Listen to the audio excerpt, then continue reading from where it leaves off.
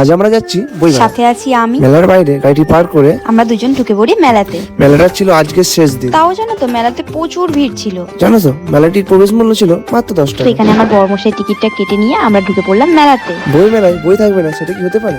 তো এখানে নানান রকমের বই পাওয়া যাচ্ছিল, গল্পের বই। বাচ্চাদের বিভিন্ন পড়ার বই। আমরা বই স্টলকে ফেলে রেখে চলে গেলাম মেলায়। আমার বড়মশাইয়ের আবার বই অতটা পছন্দের না, ঘর সাজানোর জিনিস অনেক পছন্দ। সেই দোকান থেকে নিয়ে নিলাম একটা পাইকারি বই। তারপর আমরা ঘুরে বেড়াচ্ছিলাম কোথায় সেল দিয়েছে। আচ্ছা বলুন তো মেয়েরা কেন এত সেল পছন্দ তুমি করে? একদমই চুপ করো, সেলের জিনিস অনেক সুন্দর হয়। আচ্ছা ম্যাডাম মেনে নিলাম তোমার কথা। জানেন তো আমার না চশমা কিনতে খুবই ভালো লাগে। তাই তো কিনে আর তো পড়ো না। আরে আপনারা ছাড়ুন তো, চলো চলো এবার আমাকে একটা ব্লাউজ কিনে দাও। ভাই মেলায় এসে কি ব্লাউজ কিনে? হ্যাঁ কেনে, তোমার বউ। দেখো তো ব্লাউজটা কেমন। দারুণ খুব ভালো। এই যে পেয়ে গেলাম একটা সেলের দোকান। বুঝতেই পেরেছি এবার আমার পকেট থেকে টাকা আরে খুঁজবে। টাকাগুলো তো আমারই, তোমার কাছে আমি রাখতে দিয়েছি।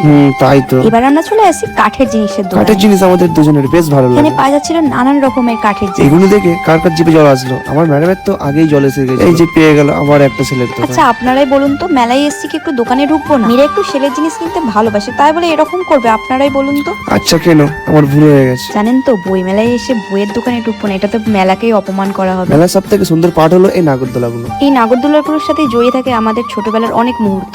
এই যে তুমি কোথায় যাচ্ছ কোথায় যাচ্ছ? আরে আমি এই মিকি মাউসটা চড়বো প্লিজ। ওটা তোমাদের নয় মোটু, এটা বাচ্চাদের। বই মেলাতে বিভিন্ন ধরনের আঁকারও প্রতিযোগিতা হয়। আঁকাগুলো কত সুন্দর তাই না?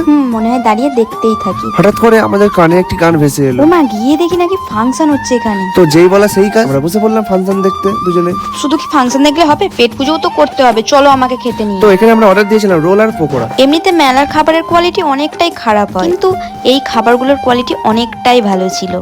সবশেষে জিলিপি আর বাদাম কিনে বাইরে থেকে কিছুটা ঘুগনি খেয়ে রওনা দিয়ে দিলাম বাড়ির দিকে। আজকের ভিডিওটা কেমন লাগলো আমাকে অবশ্যই কমেন্টে জানিও। আর আমার বড়মশাইয়ের ভয়েসে ভিডিওগুলো কেমন লাগছে অবশ্যই জানিও। ততক্ষণ যেন সুস্থ থেকো, ভালো থেকো আর নিজের খেয়াল রেখো।